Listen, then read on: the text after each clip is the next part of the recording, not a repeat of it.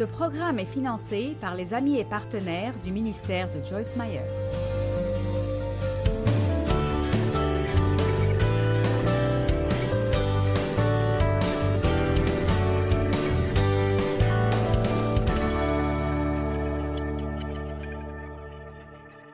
« 2 Timothée chapitre 1, verset 7.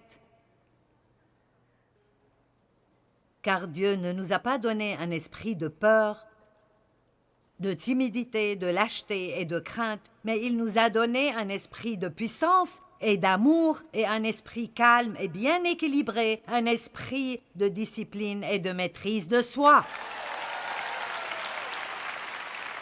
Alors, comprenons cela. Dieu nous a donné un esprit. L'esprit de Christ est un esprit calme et bien équilibré. L'esprit de la chair est celui qui est susceptible. Et nous avons un esprit de discipline et de maîtrise de soi. Donc, que tout le monde dise « j'ai de la discipline et j'ai de la maîtrise de soi et j'ai la paix et j'ai la sagesse et j'ai Jésus. » Maintenant, avec tout ça, comment votre vie peut-elle être engagée?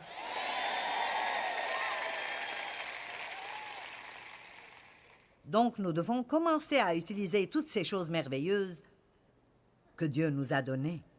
L'espérance, pour moi, est un stabilisateur réel dans notre vie, mentalement et émotionnellement. En fait, la Bible dit que l'espérance est l'encre de nos âmes. Et votre âme est votre esprit, votre volonté et vos émotions. C'est notre âme qui s'irrite. En fait, vous avez la paix dans votre esprit, vous avez la sagesse dans votre esprit, mais c'est notre âme qui s'irrite. Donc, ce que nous devons faire est de laisser ce qui est dans notre fort intérieur faire surface quand ces stresseurs viennent contre nous de l'extérieur. L'espérance est l'encre de nos âmes et elle est vraiment une attitude positive qui dit « Jésus va prendre soin de cela. Je crois que quelque chose de bien va arriver. Je crois que Dieu va en tirer le bien. » Satan veut que nous soyons sans espérance. Et en fait, le mot biblique pour le manque d'espérance est désespoir.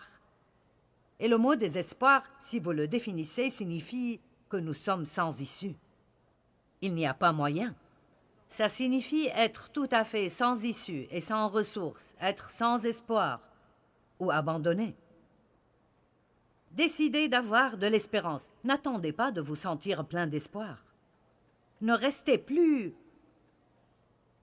au bord de la falaise et rappelez-vous de qui vous êtes en Christ. Dieu est pour moi. Il travaille sur cette situation. J'ai de l'espoir. Ça rend le diable furieux quand vous avez de l'espérance. En fait, la parole de Dieu dit que si vous êtes un prisonnier de l'espoir, Dieu vous donnera le double de ce que vous avez perdu ou abandonné.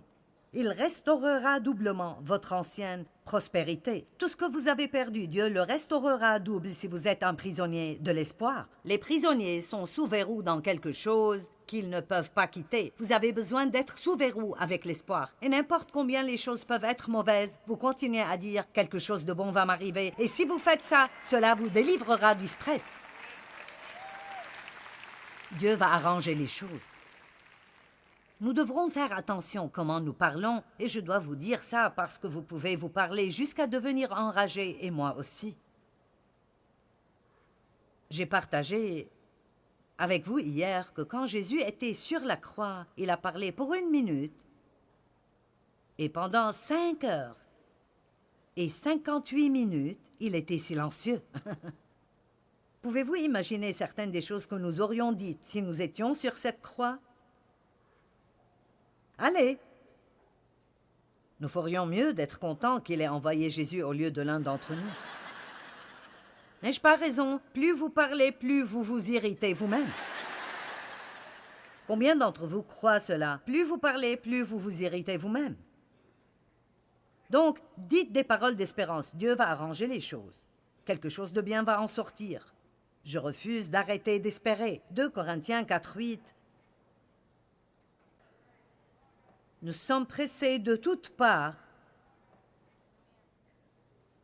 opprimés de toute manière, mais non pas écrasés, désemparés, inquiets et en perplexité, ne trouvant pas d'issue, mais non pas abattus ou désespérés. Donc Paul avait beaucoup de causes de stress dans sa vie, et pourtant il dit que nous sommes toujours pleins d'espoir. Quand ils étaient en prison à minuit, ils chantaient encore. Et c'était un tel témoignage au gardien qu'il a fini par recevoir le salut. Vous savez que quand vous gardez la paix et la joie au milieu de situations vraiment difficiles dans votre vie, c'est un témoignage aux autres personnes. L'un des plus grands témoignages que nous avons pour d'autres personnes est lorsque nous pouvons rester stables dans des temps difficiles. La Bible dit dans 1 Corinthiens 10:13, « Aucune tentation qui vient à votre rencontre n'est au-delà de ce que d'autres ont eu à faire face. Et tout ce que vous devez vous rappeler est que Dieu ne vous laissera jamais tomber. Et il ne laissera jamais personne vous pousser au-delà de vos limites. Il sera toujours là pour vous aider. » Que tout le monde dise « Quelque chose de bon va m'arriver ».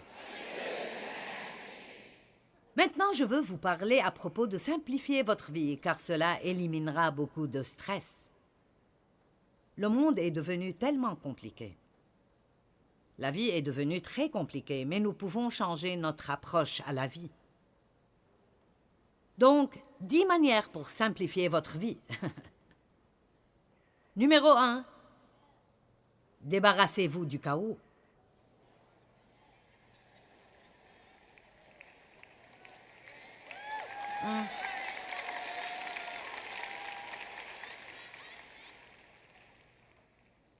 Et cela veut dire mettez des limites. Limitez le nombre de choses inutiles que vous allez garder chez vous. Si vous ne l'utilisez pas, donnez-le. Amen. Quelqu'un a suggéré de mettre tous vos cintres d'une certaine manière, et quand vous portez quelque chose, remettez le cintre à l'envers. Et après 1 an, tous les cintres que vous n'avez jamais touchés, envoyez ces habits à quelqu'un d'autre qui n'a pas beaucoup. Vous dites, bien, qu'est-ce que mon désordre? Qu'est-ce qu'amasser des affaires ont à voir avec le stress? Ça a beaucoup à voir avec le stress, parce que si votre entourage a l'air chaotique et en désordre, vous allez vous sentir stressé. Dieu n'est pas l'auteur de la confusion. J'ai dit hier que nous avons commencé à inspecter la chambre dans laquelle nous sommes, et c'est étonnant, même dans votre maison, combien de choses ont des bordures. Les cadres d'images ont des bordures. Les livres ont des marges et des bordures. Chaque pièce de propriété a une extrémité ou une limite. Une clôture est une frontière. La plinthe placée au pied du mur est une bordure. Et toutes ces choses, même si la société ne réalise pas ce qu'elles font, elles rendent les choses nettes et ordonnées. Elles empêchent que tout soit emmêlé et paraisse désordonné tout le temps. Ne soyez pas tellement débordés en rapportant tant de produits chez vous que vous ne pouvez plus trouver quelque chose quand vous le voulez. Allez, certains d'entre vous payent encore pour des choses, vous payez encore pour des choses, alors que vous ne savez même plus où elles sont maintenant. Amen. Vous ne savez même pas ce que vous avez fait avec. Vous l'avez acheté, c'était en solde, une bonne affaire. Oui, je l'ai mis sur la carte de crédit. Impossible de laisser passer ça. Vous allez probablement oublier que vous l'avez, et plus tard, quand vous en aurez besoin, vous irez en acheter une autre.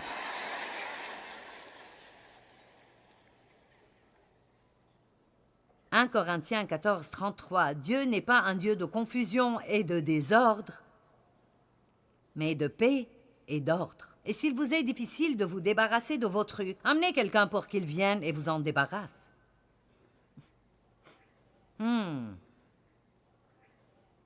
Numéro 2, quand vous voulez quelque chose, demandez à Dieu de vous la donner et laissez la chose.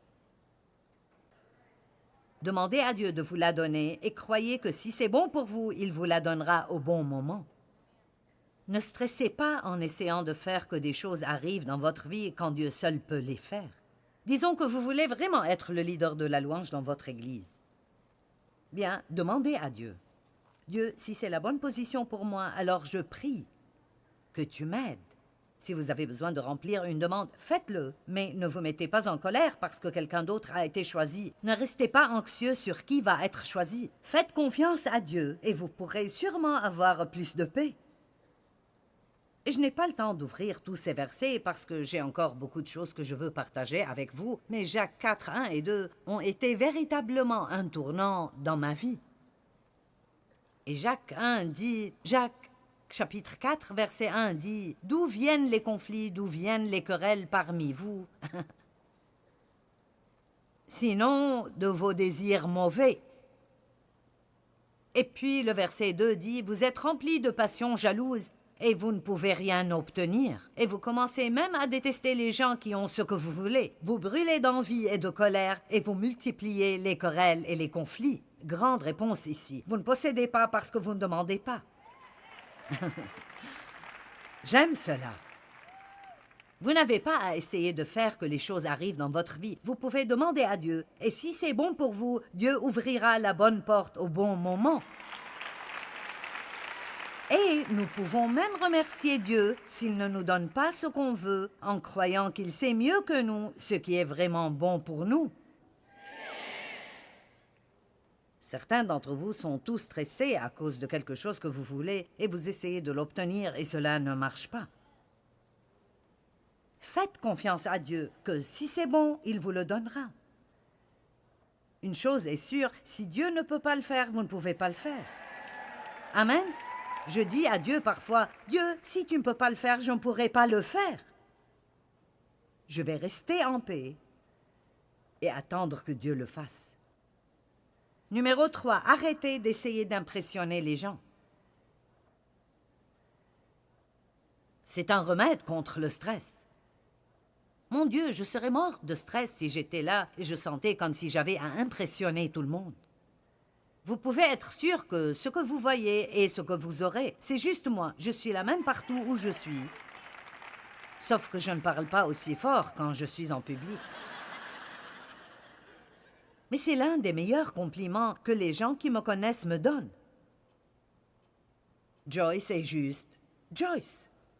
Nous n'avons pas à impressionner les autres. Nous n'avons pas à prétendre pour d'autres personnes. Nous n'avons pas à nous comparer avec d'autres personnes. Nous n'avons pas à faire une compétition avec les autres. Soyez vous-même.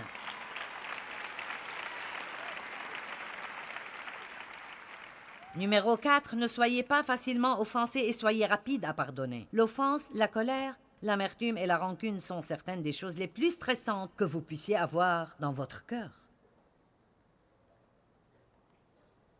Numéro 5, quand vous péchez, admettez-le. Recevez le pardon. N'oubliez pas qu'il n'y a pas de condamnation et continuez. Ne laissez pas les fautes d'hier ruiner aujourd'hui. Numéro 6, donnez la miséricorde plutôt que d'essayer de vous venger.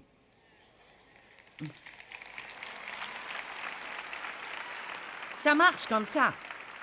Eh bien, tu ne le mérites pas, mais je vais laisser tomber ça. C'est votre processus de pensée. Je ne devrais vraiment pas te parler après ce que tu as fait, mais je vais laisser ça et t'accorder la miséricorde parce que j'en ai besoin aussi. Numéro 7, quand vous avez besoin d'aide, demandez-le. Pouvez-vous m'aider? Numéro 8, prenez des décisions.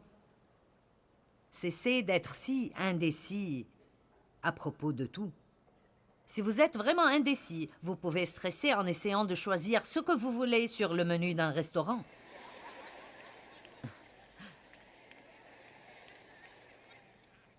Numéro 9, ne soyez pas surengagé. Être engagé, mais non surengagé. Et voici une chose à faire. Avant de prendre tout engagement, réfléchissez bien à tout ce que ça vous demandera pour faire ce que vous avez dit vouloir faire.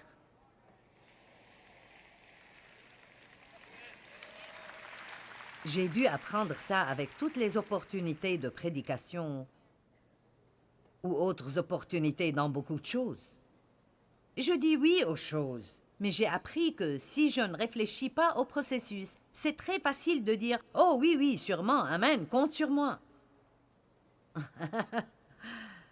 Et après, nous sommes « Ma vie me rend fou. » Vous savez, quand vous vous entendez plaindre tout le temps de votre vie, c'est un indicateur que vous devez faire un changement. Amen? J'ai dit que vous devez faire un changement. C'est un indicateur que vous avez besoin de faire un changement. Ça veut dire que vous devez faire un changement. Oh oui, je dois le dire plusieurs fois. Vous, pas quelqu'un d'autre. Vous et moi, nous devons faire des changements. Venez à moi, vous tous qui êtes lourdement chargés, et je vous donnerai du repos. Prenez mon joug sur vous et apprenez. Apprenez de moi. Cette façon de simplifier les relations. Numéro 1, n'essayez pas d'être le meilleur ami de tous. D'après ce que disent les experts, une personne ne peut gérer correctement que 3 vrais bons amis intimes. Donc, quand vous essayez d'être le meilleur ami de tout le monde, vous finissez par ne pas être un bon ami. Maintenant, nous pouvons avoir beaucoup de personnes que nous aimons et beaucoup de personnes que nous apprécions, mais les relations proches demandent du temps et demandent de l'effort. Numéro 2, ne vous attendez pas à ce que les personnes ne vous déçoivent jamais. Ils le feront. Numéro 3, ne vous mêlez pas excessivement des affaires d'autres personnes.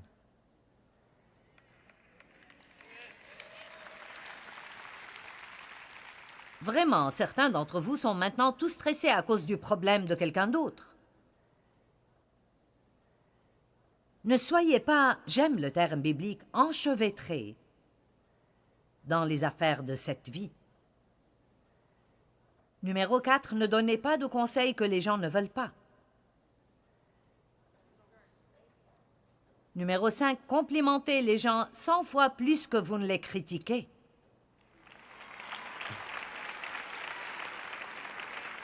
Numéro 6, dites « Je suis désolé ». Allez, pratiquez.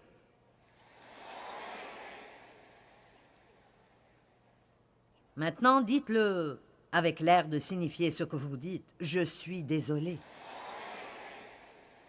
Numéro 7, croyez toujours le meilleur à propos de chaque personne dans toute situation. Amen? Bien, maintenant, encore quelques points. Gardez votre paix. Nous avons parlé à ce sujet comme décider de garder notre calme. La paix est nôtre et nous avons besoin de nous y accrocher. Mais laissez-moi juste aller rapidement à Exode 14, 14. Le Seigneur combat pour vous. Gardez votre paix et restez au repos. Wow! Job 13, 5. Ah, si seulement vous vous étiez tus. Ça aurait été pour vous la sagesse. Vous seriez passés pour des hommes sages. Ésaïe 26, 3. À celui qui est ferme dans ses intentions, tu assureras une paix profonde parce qu'il se confie en toi.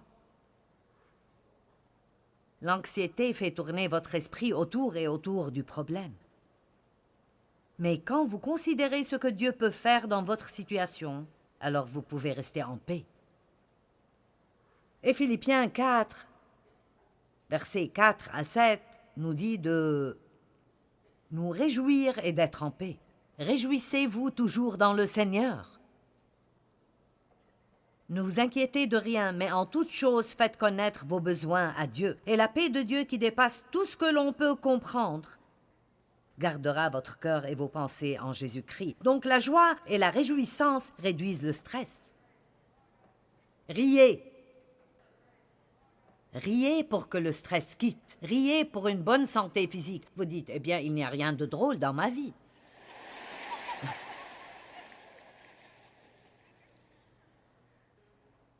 Oui, bien, vous êtes assez drôle vous-même si vous y pensez. Jésus a dit, dans Jean 16, 33, « Je vous ai dit cela afin que vous ayez la paix parfaite en moi. Dans le monde, vous connaîtrez la détresse et vous aurez à souffrir, mais prenez courage. » Moi, j'ai vaincu le monde. Devinez quoi? Les scientifiques ont découvert que le bonheur réduit le stress.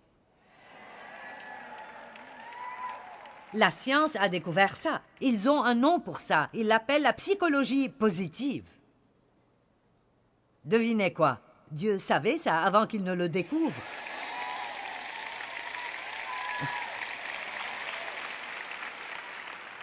Honnêtement, je suis titillée avec tous les experts et tout ce qu'ils connaissent. Les scientifiques nous disent qu'une des 5 meilleures façons de réduire le stress est de faire quelque chose qui vous fait plaisir. Bonjour, je ne suis pas experte et je vous ai dit ça hier matin. Un cœur heureux est un bon remède. Vous savez, la joie peut venir de faire quelque chose que vous aimez faire. Amen. J'ai fait mon plan pour quand je vais rentrer chez moi. Vous voulez savoir ce que je vais faire les 2 jours qui viennent? Laissez-moi voir si je peux trouver où je l'ai mise. OK. Aujourd'hui, je vais quitter ici. Je vais prendre une tasse de café que quelqu'un va me faire dans quelques minutes.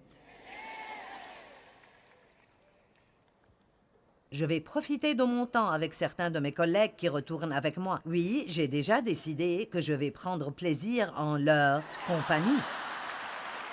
Ce ne sera pas le temps de correction ni de parler de ce qui n'a pas bien été avec la conférence. Vous pouvez décider quand vous allez visiter des gens qui vous parentent, même si vous ne les aimez pas, que vous allez jouir de leur compagnie. La Bible dit qu'une femme doit jouir de son mari. Amen. Et j'ai déjà décidé que je vais rire à chaque fois que j'en ai l'occasion. Donc, tous ceux qui vont être avec moi, apprêtez-vous à être drôles.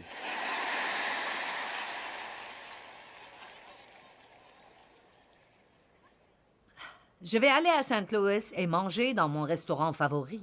Ils ont construit une petite zone extérieure et je vais en jouir.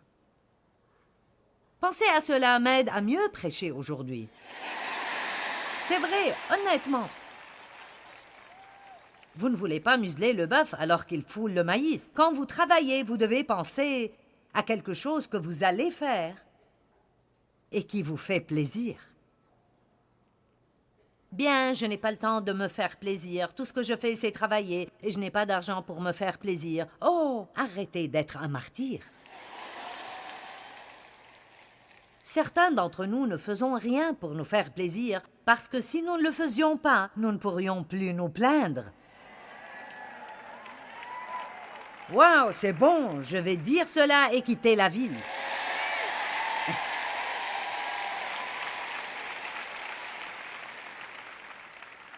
Prenez une pause. Faites-vous plaisir. Non seulement ça, j'ai déjà eu mon plan pour demain. Vous voulez entendre ça aussi? Je vais me lever le matin, je vais passer du temps avec Dieu. Puis je vais marcher et prier. Puis je vais faire quelques retouches que je dois faire pour terminer mon livre. Puis je vais sortir pour dîner avec Dave et je vais manger des pâtes. Je me permets des pâtes 1 fois par semaine. C'est ma limite. Et c'est mon jour de dessert. Oh! Quel bon jour je vais avoir! Et vous savez, la semaine prochaine, je vais être quelque part d'autre et je devrais faire un programme de télévision de 45 minutes et enseigner pour 45 minutes. Et c'est bon! Parce que si je prends le temps de faire quelque chose que j'aime faire entre ces programmes, alors je ne vais pas chuter ni être surchargé. Amen. Et quel que soit ce qui se passe dans votre vie, Faites-vous une faveur et essayez de faire certaines choses que vous aimez faire, que ce soit pour 5 minutes de mini-vacances ou aller quelque part pour 2 jours entiers. Vous ne pouvez pas survivre si vous ne faites que travailler, stresser, travailler, ne pas dormir, manger des cochonneries tout le temps, s'inquiéter, s'irriter, essayer d'impressionner les gens. Nous n'avons vraiment pas à vivre stressés et surchargés. Jésus a dit « Venez à moi ». Vous tous qui êtes fatigués et surchargés et peinez sous la charge, et je vous donnerai du repos. Prenez mon joug sur vous et apprenez de moi. Allez, donnez la louange à Dieu. Amen. Merci Seigneur.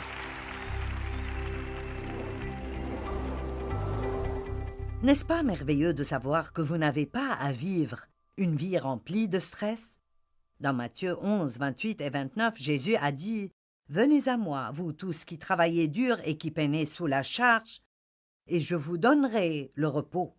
Prenez sur vous mon joug et apprenez de moi, car je suis doux et humble de cœur, et vous trouverez le repos pour vos âmes. »